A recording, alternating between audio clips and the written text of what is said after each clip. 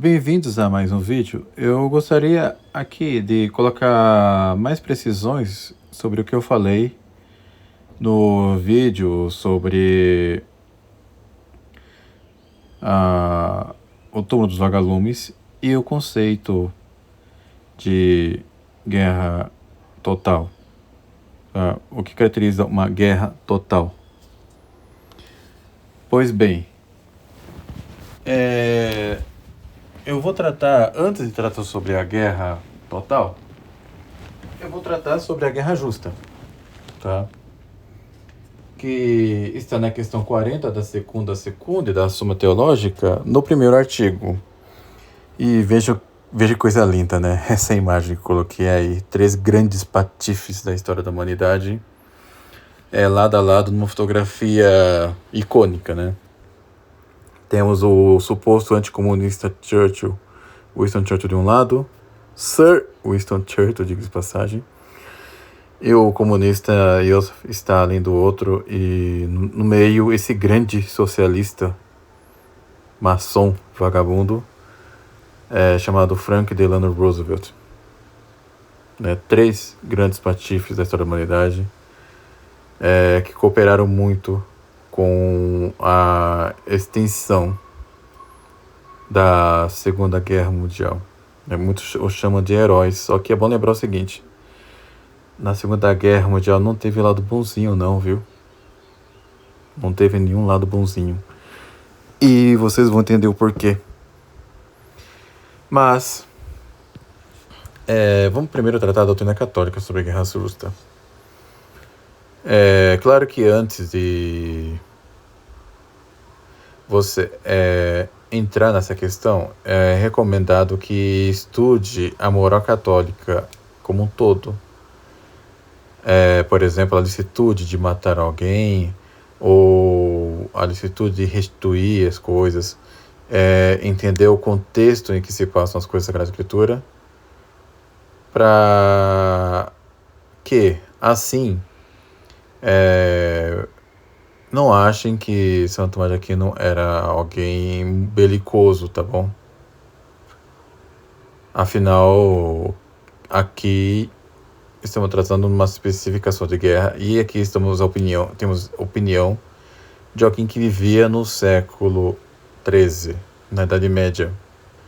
E acredito que vocês são bem inteligentes e devem saber que as guerras naquela época tinham outras motivações e tinham outras características, né?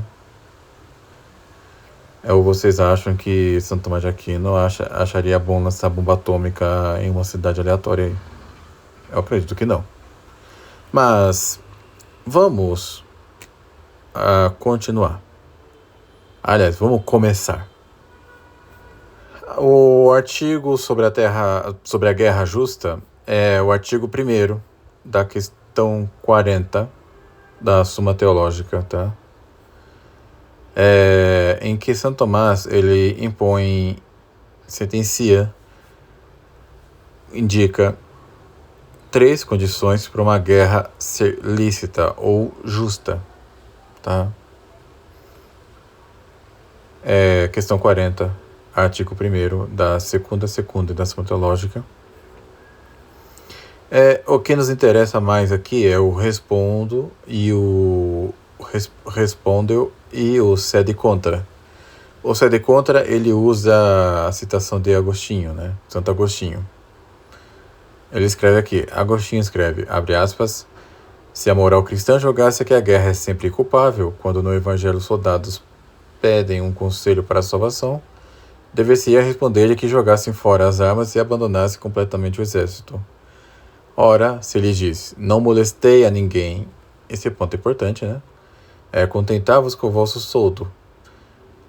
Prescrever-lhes que se contentem com o seu soldo e não os proíbe de combater. Essa parte é interessante. E as 3 condições colocadas aqui são de que a primeira condição é que seja a autoridade legítima, né? Na época, ele colocou a autoridade de um príncipe, cuja ordem deve-se fazer a guerra, Coloca aqui que não compete a uma pessoa privada declarar uma guerra, pois pode fazer valer o seu direito no tribunal de seu superior. Também porque convocar a multidão necessária para a guerra não compete a uma pessoa privada, já que o cuidado dos negócios públicos foi confiado aos príncipes. A eles compete velar pelo bem público da cidade, do reino ou da província submetidos à sua autoridade. E mais à frente, segundo critério, uma causa justa requer que o inimigo seja atacado em razão de alguma culpa.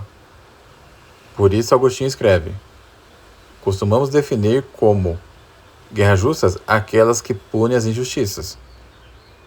Por exemplo, castigar um povo ou uma cidade que foi negligente na punição de um mal cometido pelos seus, ou restituir o que foi tirado por violência. Aqui, claro que tem que contextualizar esse castigar um povo, uma cidade, né? Não é chegar lá, em uma cidade aleatória, e massacrar a população e acabou.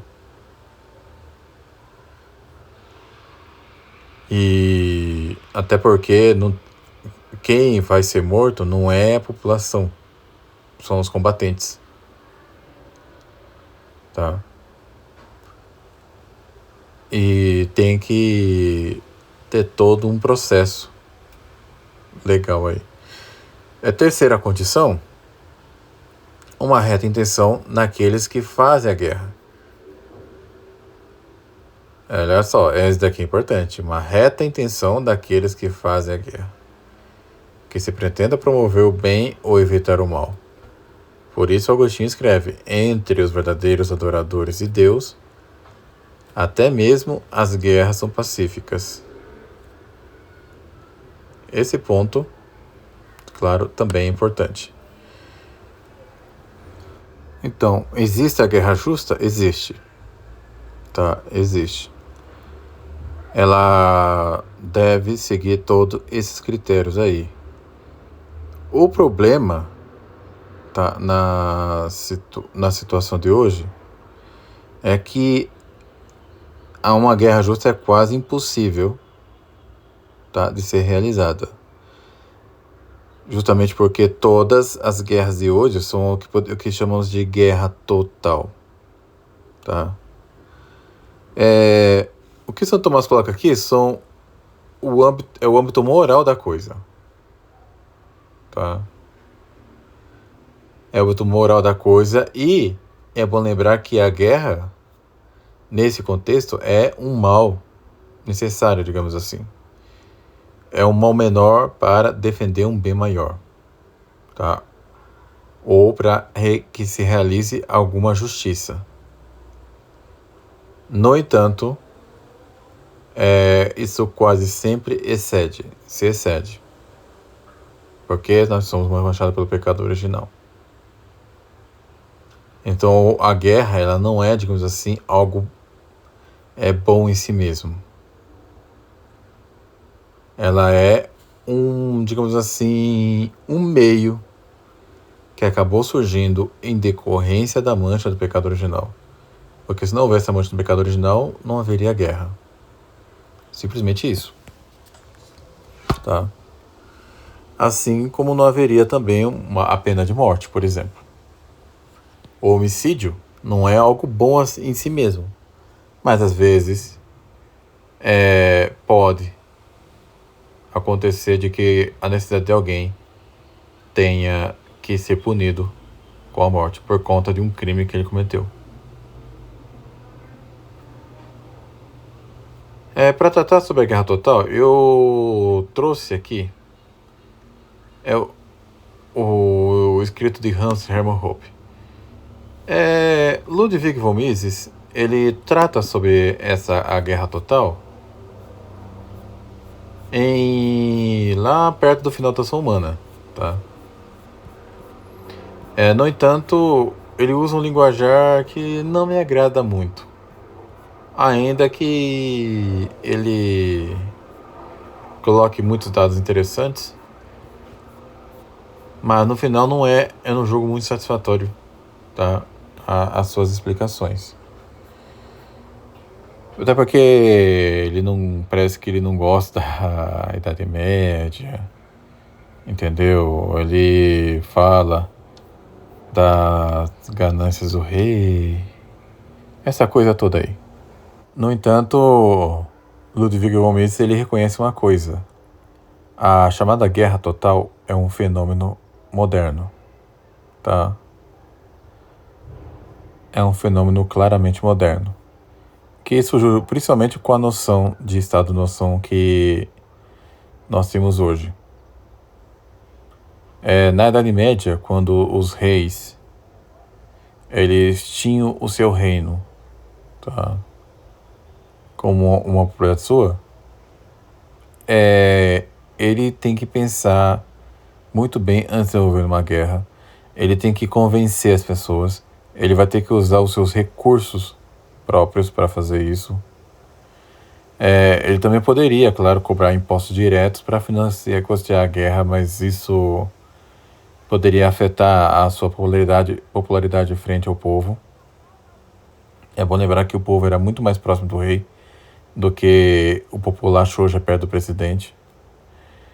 E outras coisas mais.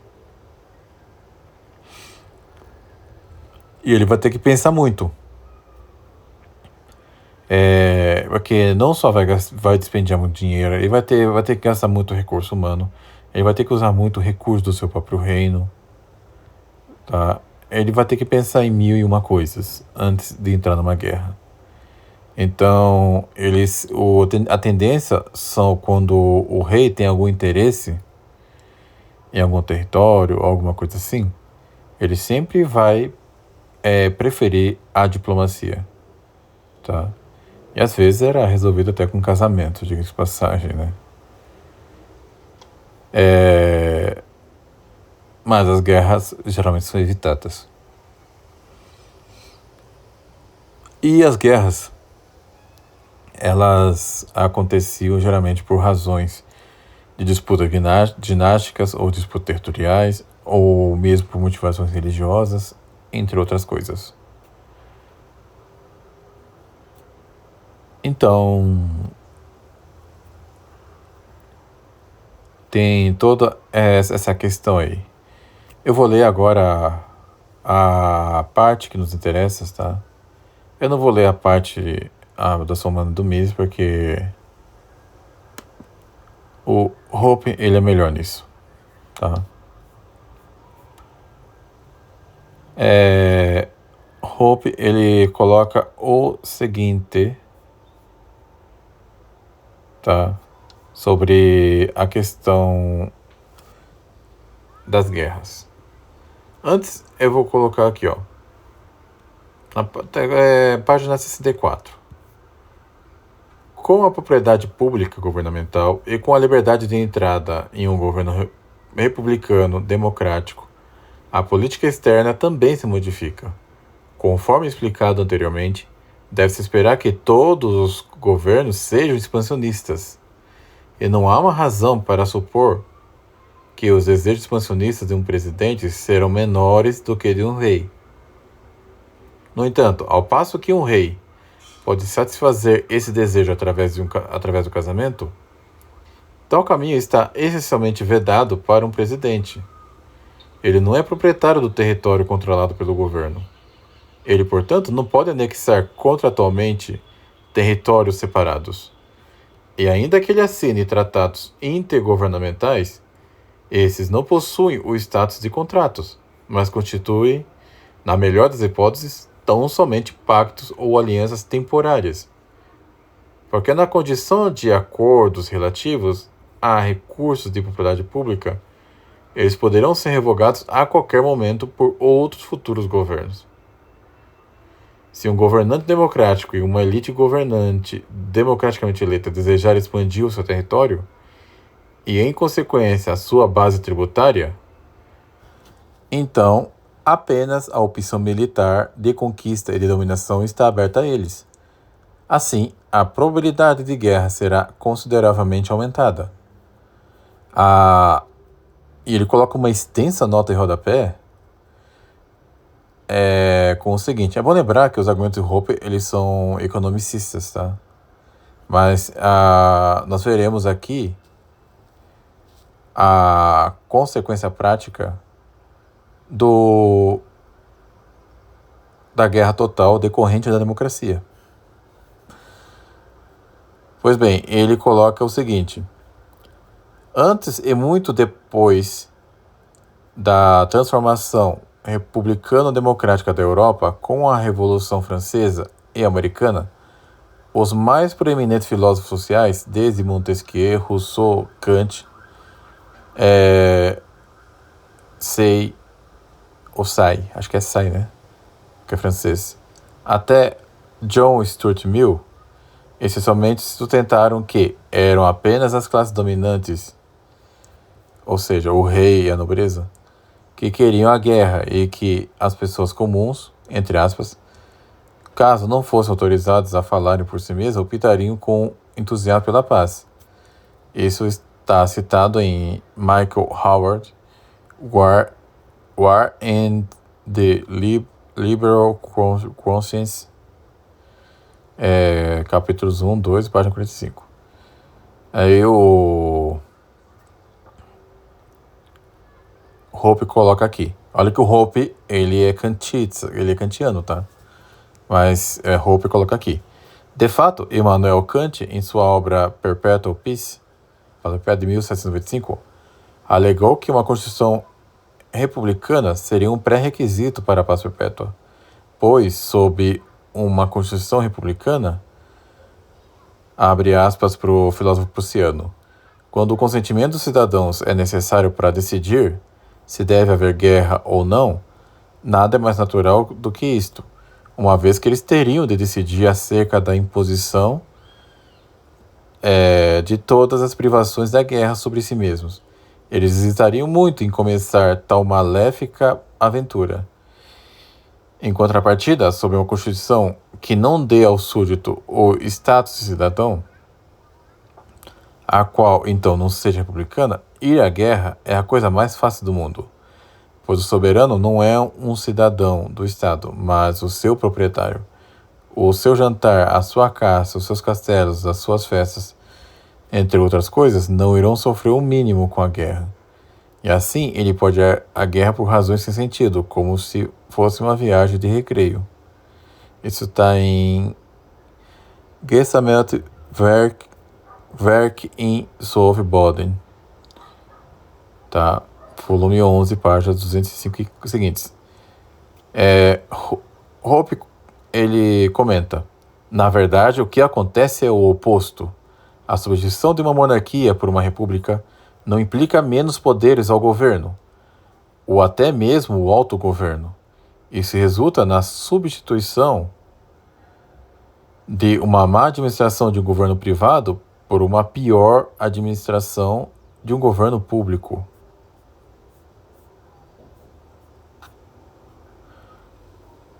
Sobre o caráter do Kant, o gênio das opiniões em Kant e outros pensadores, bem como sobre a correlação histórica positivista entre o sistema democrático e a militação e a guerra crescente, ver Michael Howard, War in European History, e ele coloca diversas outras referências aqui, mas que nos interessa tanto agora. Hoppe continua no seu texto agora. Ademais, não só a probabilidade de guerra será modificada, mas também a sua forma. As guerras monárquicas, em geral, decorrem de disputas por heranças desencadeadas por uma complexa rede de casamentos interdinásticos e pela extinção irregular, porém constante, de certas dinastias. Como violentas disputas patrimoniais, as guerras monárquicas são caracterizadas por terem objetivos territoriais. Elas não são motivadas por desavenças ideológicas, mas sim por disputas por propriedades tangíveis. Além disso, uma vez que se trata de disputas interdinásticas envolvendo a questão de propriedade, o público considera a guerra como um assunto privado do rei. e a ser financiado e executado com o próprio dinheiro e as forças militares dele. Adicionalmente, uma vez que são conflitos de caráter privado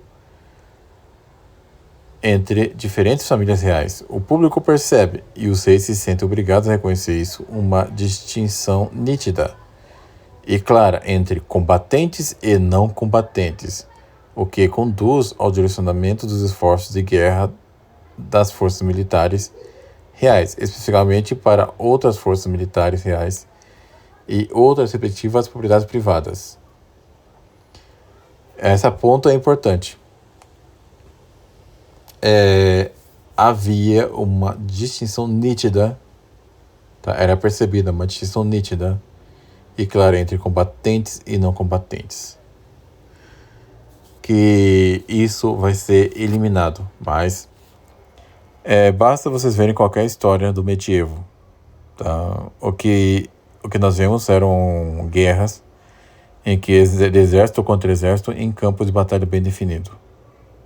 Tá? Às vezes aconteciam diversos desvios, que não precisamos comentar aqui. Mas esses desvios geralmente ou são de exército desordenado, ou então era coisa de bárbaro mesmo. De querer chegar e tratorar toda uma cidade. Continuando. Ainda no século XVIII, nota o historiador militar Michael Howard. Abre aspas para o Michael Howard. No continente, o comércio, as viagens e as relações de cultura e de aprendizado praticamente não encontraram obstáculos nos períodos de guerra. As guerras eram conflitos do rei. O papel do bom cidadão era pagar os seus impostos e a boa e saudável economia política ditava que ele deveria ser deixado em paz para construir a riqueza com a qual pagaria os impostos. Ele não era solicitado a participar das decisões que iniciavam as guerras, nem a elas participar quando essas de fato se concretizavam, a não ser no caso em que um espírito de aventura juvenil dele se apoderava. Tais assuntos bélicos eram arcana regnum, a preocupação exclusiva do soberano. E isso está em Michael Howard, War in Europe History, página 73. E há uma outra citação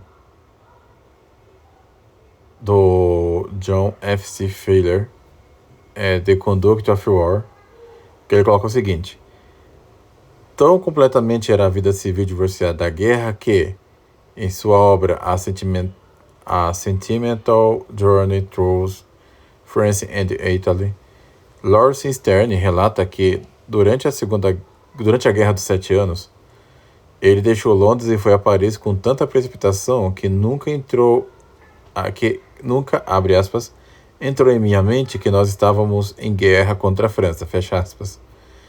Em sua chegada a Dover, subitamente lhe ocorreu que ele estava sem passaporte. Isso, contudo, não o impediu de seguir o seu caminho. E quando chegou a Versalhes, o duque de Choiseul, o ministro francês dos negócios estrangeiros, tinha um passaporte enviado para ele. Em Paris, ele foi aplaudido pelos seus admiradores franceses. Em Frontenac, ele foi convidado a teatros da colônia inglesa, páginas 22 e 23. Vocês viram isso? Porque ele tinha essa liberdade, porque a guerra era entre exércitos, tá? É justamente por conta disso. E isso aconteceu durante a Guerra dos 30 Anos, que é razoavelmente moderna historicamente.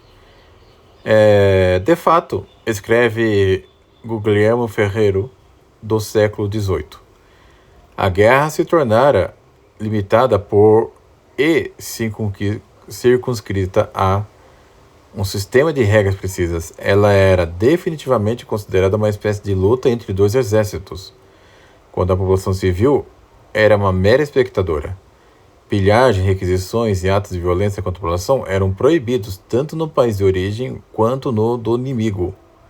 Cada exército estabelecia entrepostos em sua retaguarda em vilarejos ou cidades cuidadosamente escolhidos, recolhendo-os assim que se moviam de um lado para o outro.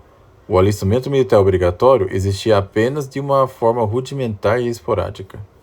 Sendo soldados escassos e difíceis de serem obtidos, tudo era feito para garantir a sua qualidade através de um treinamento longo, paciente e meticuloso. Porém, como isso era dispendioso e custoso, os soldados tornavam-se muito valiosos, e era necessário assim permitir que somente o mínimo possível deles fosse morto. Tendo de economizar os seus homens, os generais tentavam evitar travar batalhas. O objetivo da guerra era a execução de hábeis manobras, não a aniquilação de adversário. Uma campanha sem lutas e sem perda de vidas, uma vitória obtida por uma combinação inteligente de movimentos, eram considerados o coroamento da arte bélica, o padrão ideal de perfeição. Foram a avareza e o cálculo que tornaram a guerra mais humana. A guerra tornara-se uma espécie de jogo entre soberanos. A guerra era um jogo com as suas regras e as suas apostas, um território, uma herança, um trono, um tratado. O perdedor pagava, mas uma justa proporção sempre era mantida entre o valor do jogo e o risco a serem tomados. As partes estavam sempre em guarda contra o tipo de teimosia que faz o jogador perder a cabeça. Eles tentavam manter o jogo nas mãos e saber quando pará-lo. Isso está em Guilherme Ferreiro, Peace and War, 1969, páginas 5 e 7. Há outras referências aqui e ainda uma outra citação do Guilherme Ferreiro. Nunca a guerra fora tão inofensiva. Este foi um dos motivos por que os governos entravam em guerra tão levianamente. Por outro lado, os governos também se retiravam das guerras muito mais facilmente do que em tempos posteriores. Seus cofres podiam ser exauridos, e seus soldados treinados, esgotados, apenas questões práticas e racionais estavam em jogo. Não havia histeria de guerra, opressão da opinião pública. O inimigo de hoje podia ser o aliado de amanhã. A paz era quase tão fácil de fazer como a guerra. Os tratados de paz eram negociados, não impostos. Assim, o século XVIII foi espetacular de uma série de guerras e tratados, de mais guerras e tratados, de rearranjos de alianças, todos decorrentes em grande parte das mesmas questões, tendo exatamente os mesmos poderes presentes tanto no final como no início das guerras. Podemos dizer também que, acidentalmente, o desejo de querer guardar dinheiro ajudou, digamos assim, a preservar a paz. Mas, claro que isso vai mudar. O Hope, ele vai colocar aqui. Em contrastes, as guerras democráticas tendem a ser guerras totais. Ao embaçar a distinção entre os governantes e os governados, uma república democrática reforça a identificação do público como um estado particular. Com efeito, ao passo que o governo dinástico promove a identificação com a sua própria família e a sua própria comunidade, desenvolvendo uma atitude e uma visão de mundo cosmopolitas, o republicanismo democrático conduz inevitavelmente ao nacionalismo e à identificação emocional do público com grandes grupos anônimos de pessoas, caracterizados em termos de linguagem, história, religião ou culturas comuns e considerados distintos de outras formas de nações estrangeiras. As guerras entre estados são assim transformadas em guerras nacionais. Ao invés de representarem meras, violentas disputas patrimoniais dinásticas que podem ser resolvidas através de atos de ocupação territorial, elas tornam-se batalhas entre diferentes estilos de vida, ou que só pode ser resolvido através de atos de subjugação, ou de extermínio, ou de dominação cultural, linguística ou religiosa. É aqui uma nota de rodapé, falando aqui.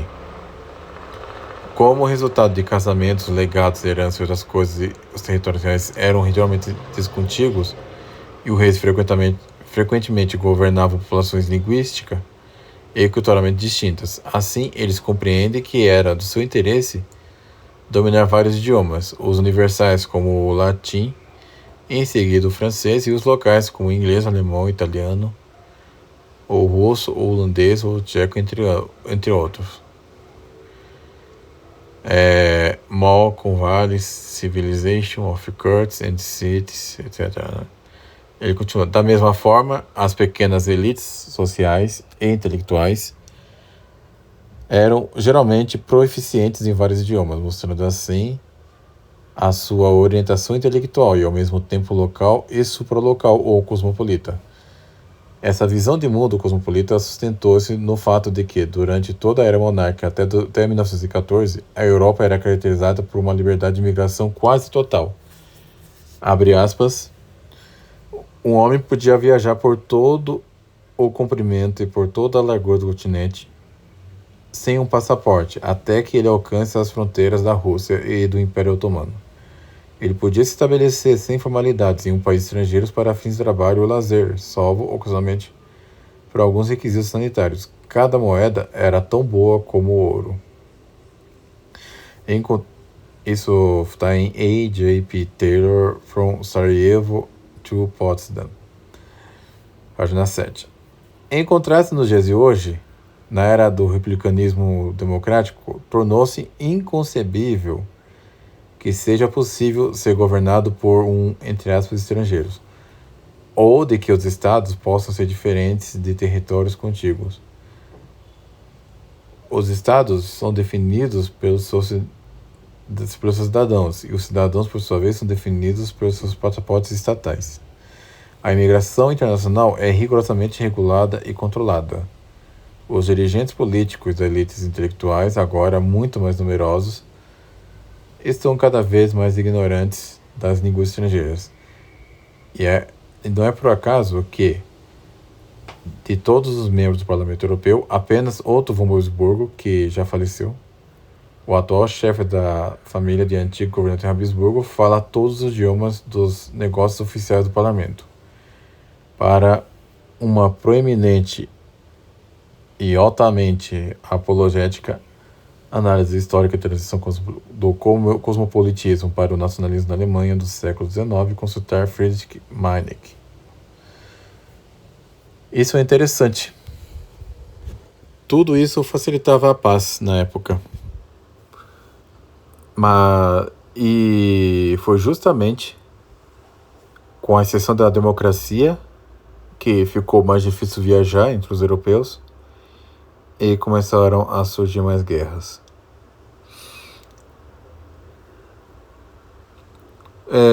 Mas vamos continuar o texto do próprio Hoppe.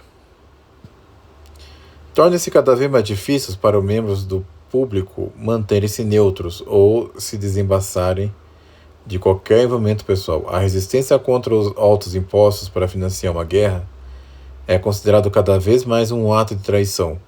O alistamento militar obrigatório ou com conscrição passa a ser a regra. Ela não é mais a exceção.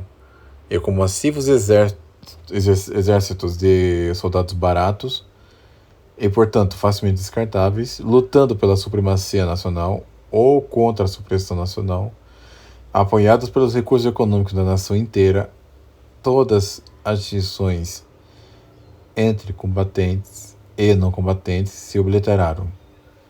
E as guerras se tornaram cada vez mais brutais, abre aspas para Michael Howard, uma vez que o Estado deixou de ser visto como propriedade de príncipes dinásticos, ele tornou-se, ao invés, um instrumento de forças poderosas dedicadas a conceitos abstratos tais como liberdade, nacionalidade ou revolução, permitiu-se que um grande número da população visse no Estado a incorporação de algum bem resoluto, pelo qual nenhum preço era muito elevado, pelo qual nenhum sacrifício era demasiado.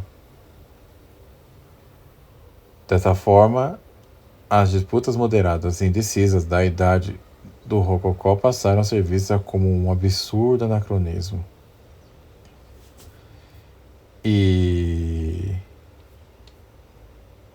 aqui o Hope coloca uma extensa citação. Mas aqui ele coloca ainda o seguinte: em distinto contraste com a guerra limitada do ancião regime,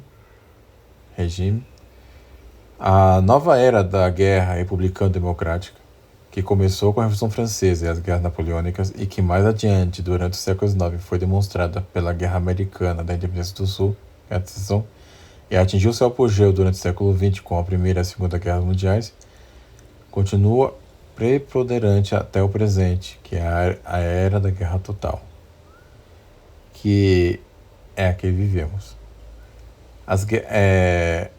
Como resumiu William A. Orton, abre aspas, as guerras do século XIX eram mantidas dentro dos limites circunscritos pela tradição, bem reconhecida pelo direito internacional, de que a propriedade civil e a propriedade comercial deveriam ficar fora de combate.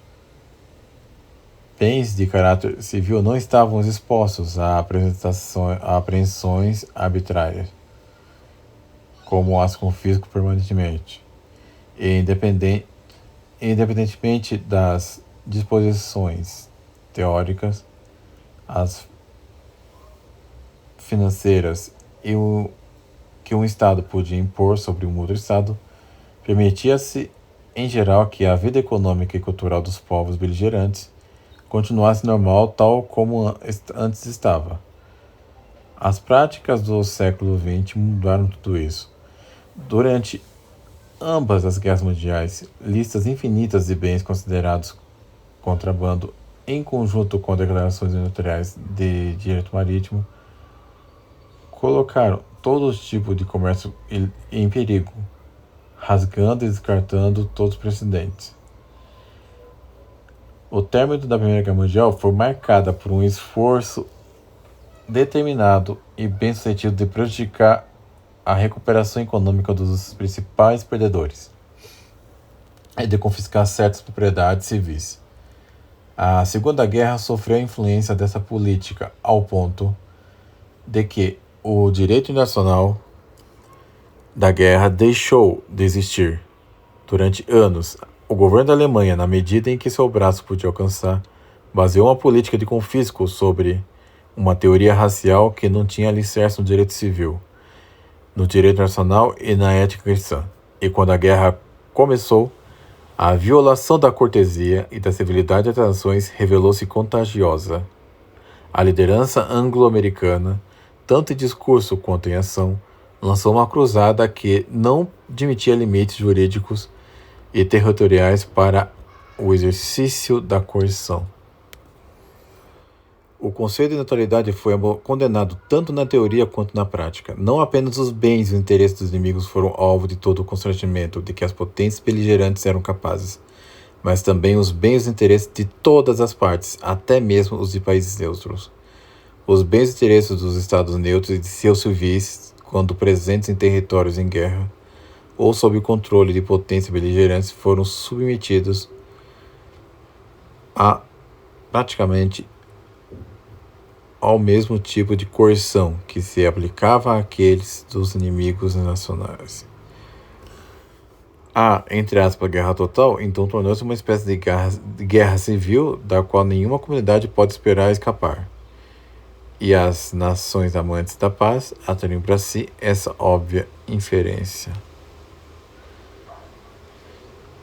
Que coisa. Isso está em William A. Norton, Our Liberal Tradition a study of the social and the spiritual conditions of freedom. Então, meus amigos, esse trecho parece que expõe bem o que quis dizer. Mas como isso se deu?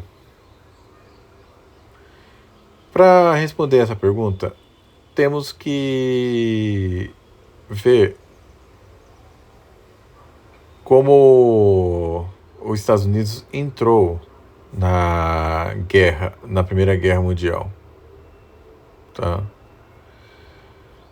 Pois afinal, não foi algo que começou do dia da noite. Por mais que muitos digam, tá, que a Guerra dos Titanos tenha sido uma precursora da Guerra Total, ainda naquela época havia certa distinção. Morreram milhões de pessoas? Morreram. Tá? Mas a grande maioria foi mais por conta da decorrência do que decorrência da guerra mesmo, tá? Do que de causa direta. Por exemplo, fome ou doenças, né? Pois bem, os Estados Unidos entraram na guerra, tá? Eles estavam inicialmente na sua posição isolacionista, que é típica deles, e depois eles entraram. Diz Hans Hope, no sua Democracia, parte 72, todavia, embora cada vez mais fragilizado e enfraquecido, o princípio do governo monárquico manteve-se dominante até os acontecimentos cataclísmicos da Primeira Guerra Mundial. Antes da guerra, existiam apenas 2 repúblicas na Europa, Suíça e a França. Apenas 4 anos depois, após os Estados Unidos terem entrado na Guerra Europeia, decisivamente determinado o seu resultado, as monarquias praticamente desapareceram, e a Europa, junto com o resto do mundo, adotou o republicanismo democrático. Com o envolvimento dos Estados Unidos, a guerra tomou uma nova dimensão. Ao invés de ser uma tradicional disputa territorial, como era o caso antes, de 1917, a guerra transformou-se em uma disputa ideológica. Os Estados Unidos foram fundados como uma república, e o princípio democrático inerente à ideia de uma república apenas recentemente tornara-se vitorioso. Com tal vitória decorreu da violenta derrota e da violenta devastação da Confederação Secessionista pelo governo da União Centralista. Nos tempos da Primeira Guerra Mundial, essa triunfante ideologia de um republicanismo democrático e expansionista encontrou a sua perfeita personificação no então presidente dos Estados Unidos, Woodrow Wilson. Sob o governo deste, a guerra europeia tornou-se uma missão ideológica, fazer com que o mundo se transformasse num lugar seguro para a democracia, livre dos governantes dinásticos. Assim, militarmente derrotados, Romanovs, Hohenzollerns e Habsburgos tiveram de abdicar ou renunciar, e a Rússia, a Alemanha e a Áustria tornaram-se repúblicas democráticas com sufrágio universal, masculino e feminino, e com governos parlamentares. Da mesma forma, todos os recém-criados estados que provieram desses países, a Polônia, a Finlândia, a Estônia, a Letônia, a Lituânia, a Hungria e a Tchecoslováquia, adotaram constituições republicanas democráticas, sendo a Iugoslávia a única exceção. Na Turquia e na Grécia, as monarquias foram destituídas, e até mesmo onde as monarquias permaneceram nominalmente, como na Grã-Bretanha, na Itália, na Espanha, na Bélgica e na Holanda, e nos países escandinavos, os monarcas não mais exerciam qualquer papel governamental. Introduziu-se o sufrágio adulto universal, e todo o poder estatal foi investido em parlamentos e funcionários públicos. Uma nova era, a era republicano-democrática, sob a égide de um dominante governo dos Estados Unidos começara. Pois como coloco no meu artigo de Jack Land a Choque Nixon, que também converti em vídeo, podemos ver que os Estados Unidos, com a fundação do Fed, eles passaram a ter uma capacidade potencialmente infinita de imprimir dinheiro, tá? E assim custear as suas guerras. Então, não é temerário concluir que a fundação do Fed pode também ter por fim o próprio financiamento da guerra, tá? Com toda a moeda emitida por um banco central e geralmente sem lastro, então é natural que tenhamos aí um financiamento de guerra potencialmente infinito, tá? Afinal, veja bem, são necessários produzir milhões de uniformes, milhões de armas, que são fuzis, metralhadoras, tem que fazer também os destroyers, blindados, os caças, os aviões bombardeiros, as bombas, tá? Milhares e milhares, se não milhões de bombas. Tem que fazer os porta-aviões, tem que fazer os submarinos nucleares, submarinos nucleares com poder de torpedear os navios e outros submarinos. Tudo isso vai custar trilhões de dólares. E, por fim, como a guerra é ideológica de nação contra nação, qualquer um que faça parte do país será considerado inimigo e a população será considerada um alvo legítimo dessas guerras. Não importa se é inocente ou não. Aquele pai de família, aquela mãe, aquelas crianças, aqueles idosos, aqueles doentes em hospitais, tudo será alvo deles, tá? E as pessoas passarão a ser apenas números. E isso decorre justamente de governos democráticos, diferentes dos governos de antes, que eles tinham restrições para realizar a guerra. Agora não há restrição nenhuma. E o poder bélico do Estado hoje é ilimitado. Então, meus amigos, espero que vocês tenham gostado desse vídeo, tá? E, novamente, reflitam. Não defendamos mais, tá? Não tomemos partido numa guerra que não é da nossa conta. Rússia, Ucrânia, Estados Unidos, Israel, Palestina. Vamos pensar primeiro naquelas famílias, tá, com inocentes, independente se são russos, ucranianos, israelenses ou palestinos. O ideal é rezar pela paz, tá? E guerra justa parece que é o que hoje não existe.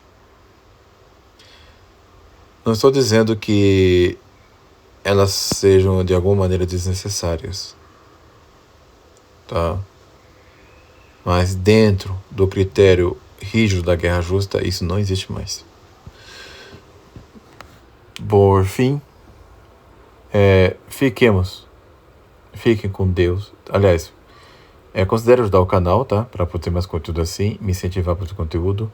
Considere também me seguir nas redes sociais, tá? Que eu prometo voltar com disposição após a quaresma.